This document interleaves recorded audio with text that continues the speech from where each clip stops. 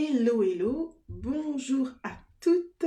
Merci de me suivre aujourd'hui pour ce troisième live de la semaine. Me voici par ici sur Facebook et bonjour Insta. Hop, j'en avais une notification inutile et me voici. Alors, si tu arrives tout juste sur cette vidéo là, comme ça, venue de nulle part, c'est la troisième d'une série de lives. Donc, tu retrouveras celle d'avant sur ma page Facebook.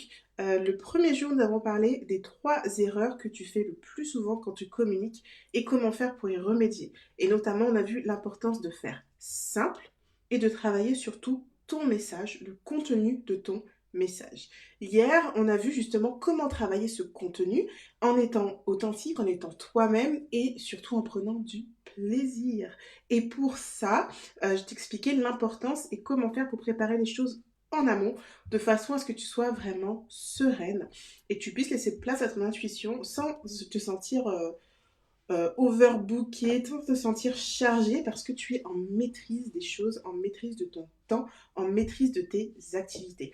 Aujourd'hui, on va voir comment tu peux t'organiser de façon plus générale pour vraiment gérer ton business en ayant une vie équilibrée. C'est tout l'intérêt de trouver de l'équilibre, trouver du temps pour toi, trouver du temps pour tes enfants, pour ta famille, pour tes loisirs, pour tes passions, bref, si tu veux monter d'autres projets aussi, voilà, comment faire pour trouver le juste équilibre pour toi. Et pourquoi c'est important pour moi d'en parler? Parce que souvent j'entends et je vois des choses qui me font mal et qui sont old school en fait. Vraiment, on est sur de l'old school. Alors déjà, une chose que j'entends, c'est que pour y parvenir, il faut que tu travailles jour et nuit. Si tu ne travailles pas jour et nuit, tu ne parviendras à rien. Coucou, alors j'arrive pas à lire le nom, NOAE3. Salut, salut, bienvenue à toi. Si tu ne travailles pas jour et nuit, tu vas pas y arriver. Voilà, quand tu es indépendant, tu y mets ton corps, ton âme, tout ce que tu as, toute ta famille doit aussi se sacrifier pour toi, etc. Ce que j'entends aussi souvent, c'est que, ah mais de toute façon, la première année, tu seras pas rentable. La première année, tu seras pas rentable, tu ne pourras pas te payer de salaire, ce sera pas tout de suite, il faudra attendre. Et puis, ben, justement, la troisième chose, c'est qu'il faut attendre au moins 5 ans pour pouvoir trouver l'équilibre, 5 ans pour savoir si c'est une entreprise qui va jouer ou pas, qui va durer ou pas, etc. Tout ça, c'est faux, c'est ultra faux. On a je ne sais combien de cas d'entrepreneurs qui parviennent bien avant les 5 ans, qui se rémunèrent bien avant la première année. Ça, c'est une façon de penser à l'ancienne parce que ce fut le cas, on va dire, quand tu as une façon de fonctionner où tu veux tout faire d'un coup, en fait. Si tu vas simplement de façon slow, à petits pas, on n'est pas du tout sur les mêmes choses. L'idée, c'est d'y aller pas à pas, de tester des choses, de voir comment ça réagit, voir comment ça fonctionne, de voir comment ça te va. Et si ça te va pas, si ça ne va pas à tes prospects, tu réajustes. Et au fur et à mesure que tu réajustes, tu apprends toi-même, tu gagnes de l'expérience, tu te fais connaître petit à petit, tu grandis et tu peux atteindre le chiffre d'affaires que tu souhaites beaucoup plus rapidement. Dans mon cas, avec le cake design, le premier mois, c'était un mois d'août. C'était un mois d'août où j'avais mes propres vacances, où les gens ne sont pas beaucoup là. Et pour autant, j'ai généré 800 euros de chiffre d'affaires. 800 euros de chiffre d'affaires. Le deuxième mois, donc c'était un mois de septembre, la rentrée et tout ça. Je me suis dit avec la rentrée, les gens ne seront pas sur ça et tout. 2000 euros de chiffre d'affaires. Et 6 mois plus tard, j'étais à 4000 euros de chiffre d'affaires. Et aujourd'hui, ça aussi entre les 2000 et les 4000 en fonction des saisons, parfois plus quand c'est des grosses saisons, notamment les mariages. Et tout ça avec une organisation qui me convient à moi, parce que l'important pour moi, c'était de pouvoir amener mes enfants à l'école le matin, les récupérer le soir, avoir du temps pour moi la journée pour faire des choses dont j'ai envie, faire du sport notamment. Je peux finir de travailler tôt si j'ai envie. Alors, je suis quelqu'un qui aime bosser le soir, mais quand je récupère mes enfants, j'arrête de travailler jusqu'à ce qu'ils aillent au lit. Et je ne me sens pas coupable, je ne me sens pas mal à l'aise, et je ne me sens pas obligée de travailler tout ça parce que je suis indépendante et il faut que je me mette à fond et tout ça. Non, ça, c'est complètement faux. Je respecte aussi mon propre rythme, mon propre cycle. Il y a des semaines où je suis fatiguée, il y a des semaines où je lève le pied, tout simplement. Il y a des semaines où je peux être à fond et je vais faire beaucoup, beaucoup plus de choses parce que ça, c'est par rapport à mon propre rythme, à moi. Donc, la première chose, la première vérité, salut My Talent Co. La première chose, la première contre-vérité, c'est le fait de devoir travailler nuit et jour. Ça, si tu le fais, c'est parce que tu le veux bien, en fait.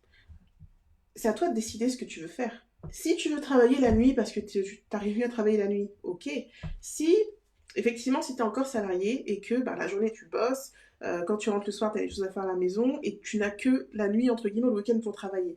Ça, je peux le comprendre. Mais si tu es 100% indépendante, c'est à toi de poser ton cadre en fait. Et même si tu es salarié, il y a possibilité de t'organiser. Là, il faut vraiment réorganiser les choses et voir où sont tes priorités pour avoir ce cadre où tu as un moment où tu travailles et puis on ne dépasse pas ce cadre. C'est vraiment comme délimiter le terrain avant de construire une maison. En fait, avant de construire une maison, c'est la première chose qu'on fait. Hein. Tu ne fais pas que venir sauvagement poser tes briques.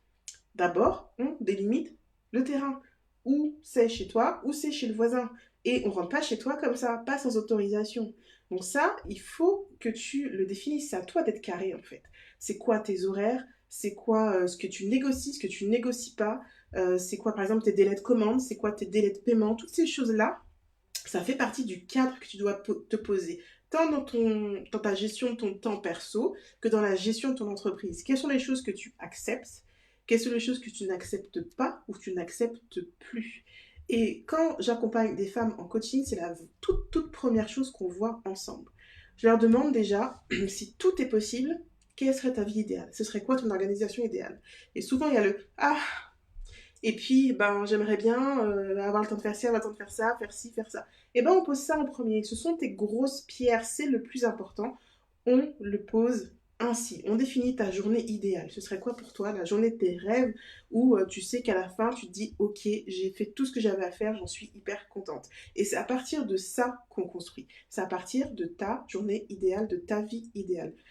Pas à partir de tes limites, pas à partir d'idées, réelles ou supposées d'ailleurs, pas à partir de tes craintes, pas à partir de tes croyances, croyances qui sont souvent limitantes comme on dit, pas à partir des choses qui te bloquent, qui te limitent. On part de ce que tu veux vraiment, réellement. On fait le point sur tout ça, sur ce que tu veux pas, ce que tu veux plus, on pose le cadre.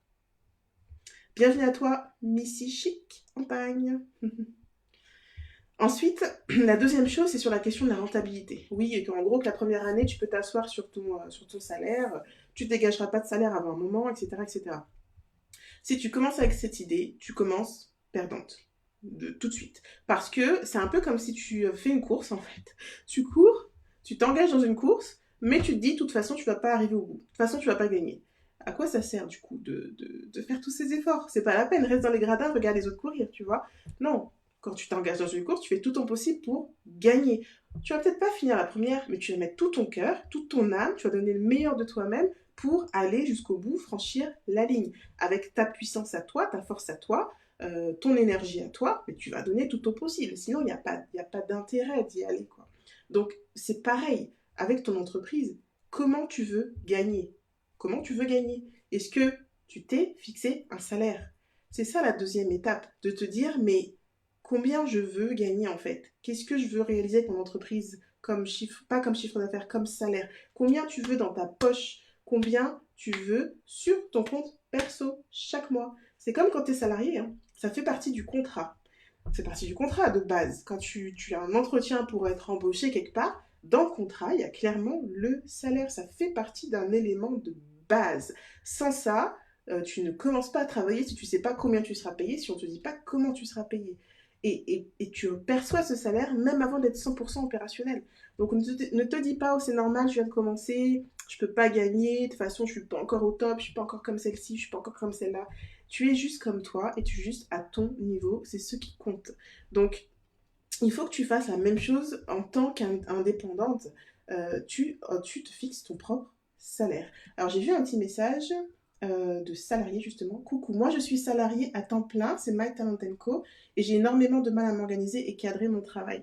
Oui, ben je comprends. On en reparlera si tu veux tout à l'heure parce qu'il y a une autre organisation à mettre en place quand tu es salarié et entrepreneur. Mais en tout cas, la chose à faire, c'est te fixer ton salaire. Et dans ton cas, My Talent Co, tu n'as peut-être pas le même besoin de salaire parce que aujourd'hui, c'est pas ton entreprise qui te fait vivre. Pour autant, il faut te fixer un objectif, combien tu veux gagner. Tu le fais pas tu le fais pas que pour la gloire, ton business, quelle que soit ta situation. Donc, c'est important de te fixer le montant que tu souhaites avoir sur ton compte en banque personnellement pour toi, pour en profiter toi. Et tu n'as pas à te sentir coupable de ça. de gagner ta vie en faisant ce que tu aimes parce que tu as le droit. C'est une chance, au contraire, il faudrait être reconnaissant pour ça parce que tout le monde n'a pas cette chance de faire ce qu'il veut dans la vie. Il y a beaucoup de personnes qui font des jobs alimentaires. Et ne serait-ce que en pensant à ça, en pensant à eux, tu dois encore plus apprécier ce que tu as, cette chance que tu as de faire des choses que tu aimes. La deuxième chose que l'on fait donc, c'est ça, définir ton salaire. Et pas au hasard, pas au petit bonheur la chance, pas juste dire oh j'aimerais bien avoir 2 000 euros, oh j'aimerais bien avoir 10 000 euros. Dans l'absolu, ça veut rien dire. Peut-être que 2 000 euros, ça va être énorme pour toi et ça va être rien du tout pour quelqu'un d'autre. Et inversement, peut-être que 50 000 euros, ça va être énorme pour toi et puis ça va être rien du tout pour quelqu'un d'autre. Parce que derrière, ça dépend de plein de choses. Ça dépend de ta vie perso, ça dépend de ce que vaut ton temps. Et ça, on le définit ensemble, concrètement, à partir des éléments de ta vie. On définit du coup le chiffre d'affaires aussi que tu dois générer pour pouvoir te payer le salaire que tu souhaites. Et on prend en compte pour ça tous les coûts de ton activité. C'est là qu'intervient la notion de rentabilité. Il y a une cliente il n'y a pas longtemps que j'ai eue, et quand je lui ai posé la question, mais combien ça te coûte de produire telle chose, un article, elle n'en avait aucune idée, parce qu'elle achète son matériel comme ça, mais à aucun moment elle sait combien ça lui revient de produire son produit. Et du coup, les prix sont fixés un peu au hasard. Et elle était hyper perdante, ne serait-ce que parce que c'était un produit qui pour moi devait être de luxe parce qu'il est fait main à 100%. Et non seulement elle ne savait pas combien lui coûtaient les matières premières, mais en plus elle avait un prix bas par rapport au reste du monde, par rapport au type de produit. Donc, ce qu'il faut vraiment regarder, c'est la notion de rentabilité. Donc, le chiffre d'affaires que tu dois générer pour pouvoir te payer tes charges et réinvestir dans ton entreprise pour qu'elle puisse évoluer. Et on réinvestit dans l'entreprise, ça peut être investir sur toi, pour ton développement à toi, tes nouvelles compétences, et ça peut être aussi sur ton matériel, sur tes matières, sur tes machines ou tes outils ou tes logiciels, etc. Donc on détermine le nombre de ventes que tu dois faire, le nombre de nouveaux clients que tu dois trouver et à quelle fréquence, et du coup après toutes les actions qui sont nécessaires derrière. Et c'est comme ça que tu peux savoir combien de prospects tu dois générer, parce qu'après il y a des taux généraux on va dire, mais on se base sur ça pour savoir combien de prospects tu dois avoir pour avoir tant de clients, pour avoir tel chiffre d'affaires. On ne fait pas les choses au hasard, on ne fait pas les choses au petit bonheur à la chance. Tu peux pas, si tu veux réussir en business, tu ne peux pas faire les choses au hasard, il faut que tu t'organises concrètement. Et puis, on construit du coup ton planning général à partir de ça, à partir de toutes les actions nécessaires pour atteindre tes objectifs. On le fait d'abord sur l'année avec, ok, ta grande vision, qu'est-ce que tu veux avoir terminé dans 12 mois, où tu veux être dans 12 mois. Et ensuite, on vient en rétro-planning sur le semestre, le trimestre, le mois, la semaine et chaque jour. Tu planifies ta semaine et tes journées à ta façon, avec une méthode qui te permet d'être en maîtrise de ton agenda et de vraiment gérer tes priorités avec facilité et surtout avoir du temps pour toi. Donc du coup, je reviens à la question de My Talent Co sur le côté salarié à temps plein et à côté de ton travail, ton entreprise individuelle du coup. Dans ce cas-là, c'est vraiment important d'avoir une organisation hyper cadrée parce que tu n'es pas en maîtrise de tout ton temps. Donc, dans ton cadre, il faudra mettre ton temps de travail dans l'entreprise où tu es salarié et prendre en compte les temps de trajet, les temps de retour et tes temps de pause entre les deux. C'est important de faire des breaks entre les activités différentes. Et après, dès maintenant, je t'invite à regarder comment tu utilises ton temps en fait.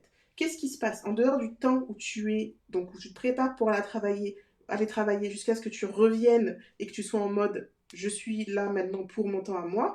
Qu'est-ce que tu fais de ce temps-là? Qu'est-ce que tu fais? Il faut en fait traquer ton temps, regarder comment tu utilises ton temps.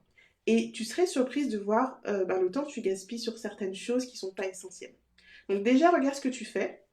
Ensuite, fixe-toi tes priorités. Par rapport à ton entreprise, c'est quoi la priorité? Où tu vas être dans 12 mois? Où tu vas être dans 6 mois? Et qu'est-ce qu'il te faut faire pour y arriver? Ça va définir tes grandes lignes, tes grandes priorités. Ainsi, ce sera plus facile de savoir quelles actions tu dois mettre en place et de savoir si ce que tu es en train de faire, si ce que tu es en train de faire correspond vraiment à ton objectif ou pas. Parce que des fois, surtout quand on est créative et qu'on aime se balader, regarder pour s'inspirer, c'est le piège absolu de se laisser partir, de se laisser happer comme ça dans l'inspiration et puis de ne pas passer à l'action. Et puis 3 heures sont passées, tu te dis oh mince, j'ai rien fait finalement. Donc c'est important que tu puisses avoir à l'idée précisément quelle est ta priorité. Et ensuite, alors je ne sais pas comment tu fonctionnes aujourd'hui, mais c'est important d'écrire ce que tu dois faire chaque jour. Et pas trop de tâches non plus. Trois maxi, trois grands maxi, parce que plus t'en mets, plus ça te charge l'esprit et plus ça coupe ton énergie. Et d'écrire précisément ce que tu as à faire. Tu vois, tu écris, ben là je fais ça, là je fais ça, là je fais ça. Et sur des périodes courtes, parce qu'on a une tendance, plus on se donne du temps et plus on prend du temps pour faire les choses, tu vois. Alors que si on te dit que tu dois mourir dans 2 heures, tu vas faire tout ce qui est important, toi, tout ce qui compte vraiment. Donc mets-toi des périodes courtes pour que tu ailles à l'essentiel. Voilà ce que je peux dire sur le côté s'organiser quand on est salarié et qu'on a une entreprise à côté. Missy Chicampagne qui dit on sent que tu maîtrises ce que tu dis. Oh ben merci. Merci, c'est l'expérience qui parle. Voilà, donc si tout ça résonne en toi, si c'est ce que tu veux, pouvoir avoir ton business rentable et de façon équilibrée et dans le plaisir, ma formation, mon business créatif et rentable est ouverte. Donc tu peux encore t'inscrire jusqu'à dimanche. Donc tu as le lien sur le profil Instagram ou sur la page Audace et Créativité de Facebook. Maïtala Tenko qui nous dit j'ai commencé à utiliser un agenda pour prévoir max 3 tâches importantes par jour. Oui, bah c'est bien, c'est ça, maximum 3. Et de l'écrire, c'est très très bien. C'est très bien, tu es sur la bonne voie. Voilà, donc s'il n'y a pas d'autres questions, moi je vous laisse là. Demain, on va se retrouver pour le dernier live de la semaine où on va parler de stratégie. On va parler de ton business model, le fameux gros mot là. Parce que oui, tu as besoin d'un business model, mais non, il n'a pas à faire 10 pages. Il y a un truc tout simple à faire, mais c'est important de le faire. Ce business model, c'est ton système complet pour ton entreprise, c'est-à-dire de vente, mais pas seulement, c'est-à-dire définir à qui tu vends, ce que tu vends et comment tu le vends. Donc demain, on va regarder ça ensemble. Et si entre-temps tu as des questions ou quoi que ce soit, tu peux me joindre, donc soit en message direct sur Instagram, soit en message sur Facebook et j'y répondrai avec plaisir. Bonne fin de journée et puis je vous dis à bientôt tout le monde. Ciao, ciao.